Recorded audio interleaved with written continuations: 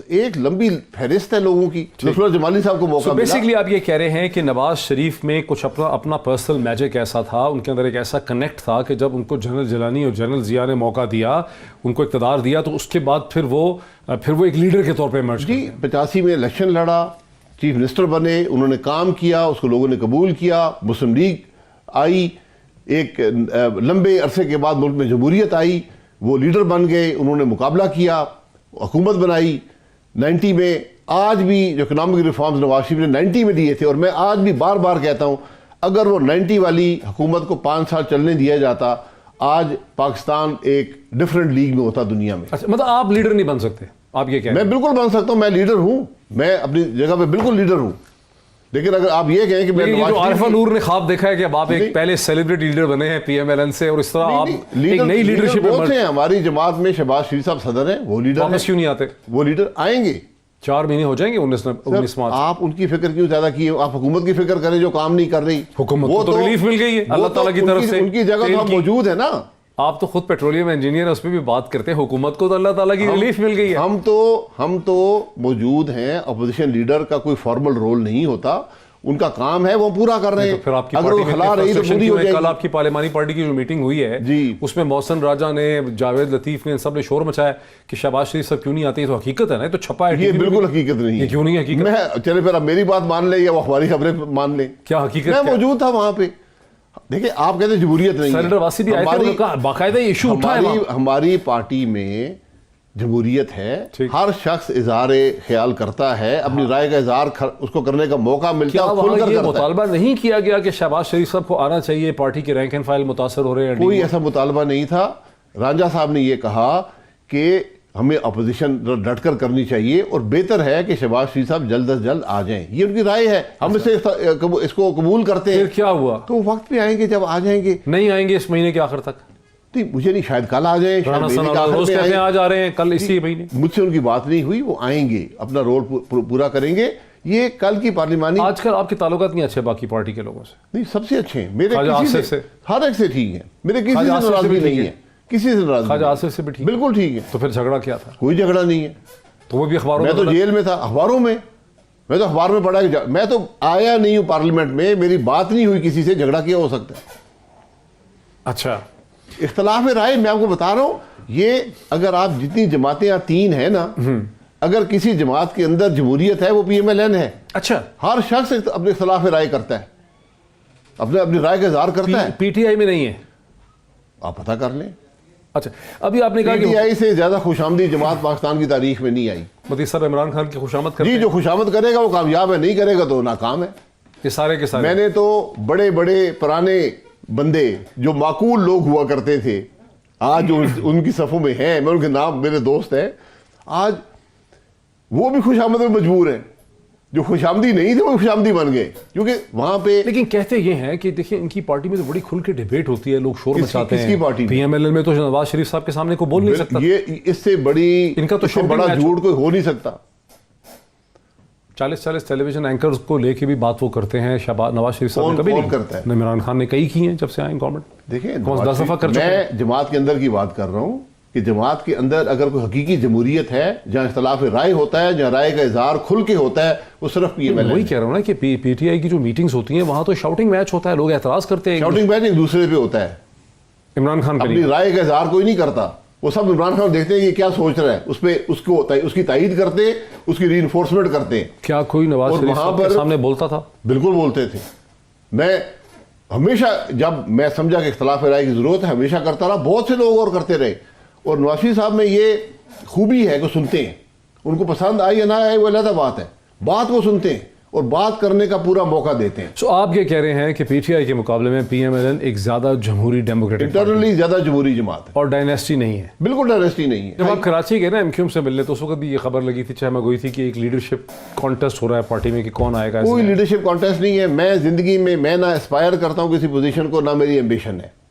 मैं तो काम करने वाला। एम्बिशन ना होना ये अच्छी बात है? अच्छी बात, मैं अच्छी बात समझता हूँ। ये क्या हुआ बात? फिर लीडरशिप क्या हुई? लीडर तो एस्पायर करता है। जिस शख्स में एम्बिशन ना हो उसे डेंजरस आदमी कोई नहीं होता सियासत में। जिसमें एम्बिशन ना हो कि एम्बिशन हो। अगर आप मेहनत करें एम्बिशन के बगैर, अगर कोई आप ये मेहनत करें, मेरा टारगेट है ना वजीर बनने का, या वज़ीर आज़म बनने का, ये एक एम्बिशन लेकर चलें तो आप हर अच्छा बुरा काम करने को तैयार हैं। मेरा वो तरीकाकार तो नहीं आप है। पॉलिटिक्स में क्या करने के लिए आए हैं? कंट्रीब्यूट, बगैर लीडरशिप के? बगैर लीडरशिप तो आ जाती है। आप प्राइम मिनिस्टर बनना ही नहीं चाहेंगे दोबारा? मैं prime minister for the sake of prime minister नहीं चाहता हूं। अगर मैं कंट्रीब्यूट कर सकूं उस पोजीशन पे तो मैं तैयार हूं। मसलन मुझे आज कोई शख्स ये कहे कि जी इन हाउस चेंज होना है, प्राइम मिनिस्टर बन जाए, ठीक, मैं कहूंगा कभी नहीं। अच्छा, नहीं आप मानेंगे? बिल्कुल नहीं मानेंगे? बिल्कुल, क्योंकि कोई कंट्रीब्यूशन की जगह नहीं है ये। अच्छा, तो मैं एक ब्रेक ले लूं। मैं आपसे ये भी समझना चाहूंगा नाज़रीन, ब्रेक के बाद शाहिद खाकान अब्बासी साहब से, कि जो लोग समझते हैं कि जेल में जाने से 200 दिन की उन्होंने कैदोबंद की सोबतें काटी हैं, उससे वो एक लीडर बन के इमर्ज हुए हैं, इस पर भी बात करते हैं आफ्टर द ब्रेक। नाज़रीन, वेलकम बैक। मेरे साथ मौजूद हैं पाकिस्तान के साबिक वज़ीर आज़म PMLN के सीनियर तरीन रहनुमा जनाब शाहिद खाकान अब्बासी साहब। शाहिद खाकान साहब, एक तासुर ये भी है, और मतलब खासा सही तासुर है, कि प्राइम मिनिस्टर बनने से शायद इतने बड़े लीडर के तौर पर इमर्ज नहीं हुआ, लेकिन जो 200 दिन कैदोबंद की सोबतें आपने काटी, फिर आप जेल से आए नेशनल असेंबली के अंदर, इससे बुनियादी तौर पर दुनिया ने और लोगों ने आपको एक लीडर के तौर पर देखना शुरू कर दिया। देखिए, मैं यही बात आपको समझा रहा था कि फैसला अवाम करते हैं, कुर्सी किसी को कुछ नहीं देती। यहां मैंने बताया बहुत से प्राइम मिनिस्टर आए हैं पहले, किसी के पास कुछ नहीं था, एक आदमी के पास सब कुछ था, उसका नाम नवाज शरीफ। आज वो प्राइम मिनिस्टर नहीं है, आज वो मुल्क में नहीं है, आज वो बीमार है। कहते हैं अर्ली 90s में आपने कहा कि मैं नहीं लूंगा डिक्टेटरशिप, इसलिए वो लीडर बन गया। आपने हुकूमत से अलहदा कर दिया, आपने सियासत से अलहदा कर दिया। आज भी सियासत का मेंबर नवाज शरीफ है। आपने पूरा प्रोग्राम मुझसे नवाज शरीफ के बारे में किया। मैं तो आपके बारे में कर रहा हूं। नहीं, आप तो मैं नहीं कर रहा, आप लेके जा रहे हैं बार बार। नवाज शरीफ मेरा लीडर है। हाँ, नवाज शरीफ मेरी जमात का रूए रवां है, तो हम नवाज शरीफ के साथ हैं। लेकिन आप तो अगर मैं हूं PMLN में हूं, फिर आके नवाज शरीफ पे चले जाते हैं। मैं तो आपके बारे में बात चले नहीं बात करते आप अपने बारे में बात करते हुए डरते हैं। आपको ये लगता है कि पार्टी में इतना कंट्रोल है शरीफ फैमिली का कि मैं अपने बारे में बात कर लूंगा तो पार्टी में कहीं नाराजगी? मुझे आज तक किसी ने नहीं कहा कि आप ये बात करें या ना करें। आप पूछ लें, आप क्या पूछना चाहते हैं, आप मेरे बारे में बात कर लें। अच्छा, बात वहीं पे जाती बात है कि जो आदमी जेल में जाता है साउथ एशिया में, पाकिस्तान में, वो एक विक्टिम भी बन जाता है, वो फिर वहां से ताकतवर बन के इमर्ज होता है। गालिबन इसका ताल्लुक ट्रेजेडी से है, हीरोशिप से। यानी आप चूंकि जेल में गए हैं इसलिए अब आप हीरो हो गए? नहीं, हम जेल में गए करप्शन के इल्जाम में, और हम खड़े हो गए उस इदारे के सामने। हमने कहा कहां करप्शन, मैंने टीवी पहले भी कहा था, मैं वज़ीर आज़म था, कैबिनेट थी, करप्शन करनी थी, इन लोगों ने करनी थी, आप इल्जाम लगाए। उन्होंने हमें पहले क्वेश्चनर भेजे, गिरफ्तार कर लिया, फिजिकल रिमांड रखा, जुडिशियल रिमांड। आज कोई केस नहीं है। हम कोई केस नहीं है? कोई केस नहीं। अभी तो जमानत हुई है। केस कहां है? केस है नहीं। आप केस जिसे मर्जी बना लें, लोग कबूल नहीं कर रहे। लोग समझते हैं या फैक्ट्स ने? देखिए, मैं तो कहता हूं सीधी बात, फैक्ट्स कौन से हैं? मैं कहता हूं कैमरे लगाएं, हमें इंटरोगेट करें, कैमरे लगाएं, ट्रायल दिखाएं। देखिए ना, पाकिस्तान के अवाम को ट्रायल दिखाएं। ये है नैब की जो सारी आपके खिलाफ है 53 पेजेस की जी। इसमें ये जहां मैंने देखा है, इसमें ये कहीं नहीं है कि आपने इससे कोई जाती तौर पे फायदा उठाया या पैसे बनाए। वहां पे ये दो है, एक टर्मिनल का इशू है, वहां चले इरेगुलरिटीज है, सारा कुछ है। दूसरा गैस की, LNG की कीमत का इशू है कि LNG की प्राइस आपने एक ऐसे वक्त पे 13.37% ऑफ द ब्रेंट पे एग्री कर लिया 2014-15 में, जबकि सारी रिपोर्ट्स इंडिकेट कर रही थी कि LNG की प्राइसेस कोलैप्स कर जाएंगी, और ब्रेंट में और गैस में जो रिलेशनशिप है, परसेंटेज का जो लिंकेज है, ये लिंकेज भी मेंटेन नहीं करेगी। और आज जो है वो गालिबन 8% पे लिंकेज चल रही है। देखिए, हम पे जो चार्ज है वो है टर्मिनल का। LNG की प्रोक्योरमेंट इसमें नहीं है। इसमें नहीं है जी, इसमें प्रिंसिपल बनाए ना, आपने वो रेफरेंस ही बना लें। ये LNG के टर्मिनल का इशू है। जिक्र तो है, आपने अपनी पिटीशन के जवाब में प्राइसेस का पूरा बताया ना कि ECC ने प्राइस रखी है, और आपने कहा मैं एक बंदा हूं 12 में से। बिल्कुल, वो बातें लिखी हुई है ना, चार्ज नहीं है। आप खुद कह रहे हैं चार्ज नहीं है। प्रिंसिपल चार्ज आप पे टर्मिनल का है। हम पे करप्शन, हमने किसी ने कहा है कि इसमें लिखा है कि पैसे खा गए? आप पे बिल्कुल नहीं है। क्या है? नवाज शरीफ के कहने पे आपने किया? नहीं, ये तो लिखा हुआ है। नहीं, ऐसा कोई नाम ही नहीं है। नवाज शरीफ के शुरू में लिखा हो? सर, ऐसी अगर बात है तो बिल्कुल गलत। मैंने पढ़ा भी नहीं है, क्योंकि ये आपने पढ़ा ही नहीं, जिस कागज पर लिखा है उसके काबिल नहीं है। नहीं, ये आपने इसको पढ़ा ही नहीं? मैंने नहीं पढ़ा, हमें अभी तक दिया ही नहीं गया। हमें अभी तक एक शेख रशीद की है, एक सत्तार की है, मुशाहिद सत्तार की है, जो फॉर्मरली प्लानिंग कमीशन के मेंबर और बोर्ड ऑफ उसके डायरेक्टर हैं सुई सदर्न गैस के। और उसमें दूसरी जो पिटीशन है शेख रशीद की, उसको तो मैं इसलिए छोड़ देता हूं कि वो सियासी मसला है।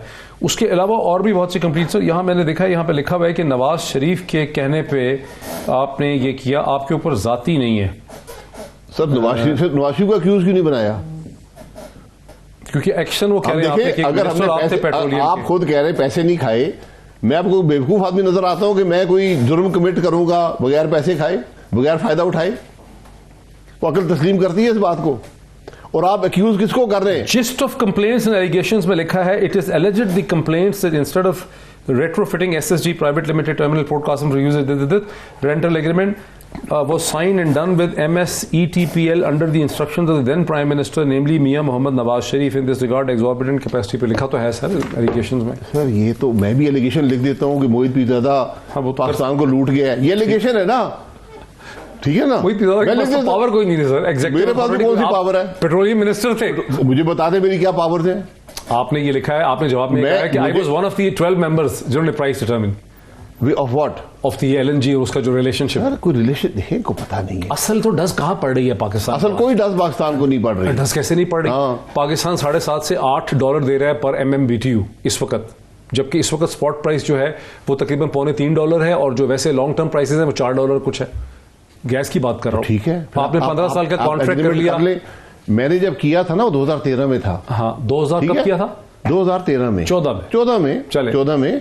अब आज जो आप ले रहे हैं ना अपनी गैस जो जमीन से निकाल रहे हैं, हाँ आप $6 दे रहे हैं। ये चीजें एक दिन के लिए उस वक्त रिपोर्ट्स नहीं थी सारी कि ये एलएनजी और ब्रेंट का रिलेशनशिप नहीं थी, नहीं ये जो बिल्कुल नहीं थी कोई इंडिकेशन। हमने दुनिया का सस्ता तरीन लॉन्ग टर्म कॉन्ट्रैक्ट साइन किया कतर के साथ, दुनिया का सबसे सस्ता तरीन 13.37%। जी बिल्कुल। जापान सारे जो लोग कहते फिर रहे हैं टेलीविजन में भी, सर ये वो लोग कह रहे हैं जिनको अलिफ बे नहीं आती, यहां बिठाए ना, बुला लें जिसको मर्जी बुलाना है, मेरे मुंह पे बात करे, जितने एक्सपर्ट बने हुए, जितनी मिनिस्ट्री बैठी हुई है। मैं तो कहता हूं, देखिए बात बड़ी सीधी है। देखिए गैस एक्सपर्ट्स के साथ मेरी बात हुई, वो ये कहते हैं कि एलएनजी की मार्केट में गलट आ रहा था, गैस की अवेलेबिलिटी बढ़ रही थी। ये क्लियरली नजर आ रहा था कि ब्रेंट की कीमत के दरमियान और एलएनजी की कीमत के दरमियान जो लिंकेज है, जो आपने 13.37% पे एग्री किया, ये कोलैप्स कर जाएगा। और आज वो 8%, 8.5, आज है 8 कुछ के पे नहीं। सर आज इसलिए है कि दुनिया में इकोनॉमी स्लो डाउन कर गई है, कोरोना वायरस है। नहीं वो तो अभी हुआ है सर, मेरी बात सुन लें ना। बिल्कुल ये सिक्लिकल सप्लाई डिमांड के इश्यूज आते हैं। हाँ। आपको स्टेबिलिटी ऑफ प्राइस चाहिए होती है। हाँ। ये इतने माइनर इश्यूज नहीं है कि आप एक दिन के कार्गो को देख के बात कर लें। हमने स्पॉट कार्गोज 9.5% ब्रेंट पे भी खरीदे और 18% ब्रेंट पे भी खरीदे, हमने खरीदे अपने दौर में। हिंदुस्तान ने अभी एक्सपोर्ट एग्रीमेंट किया जिसमें 2.83% उन्होंने दिए। मैं आपको कल ला देता हूं, आपको एक कार्गो मिल जाएगा, 10 कार्गो मिल जाएंगे, 2 साल के कॉन्ट्रैक्ट आज मिल रहे हैं, आप उनसे कैपिटलाइज कर लें।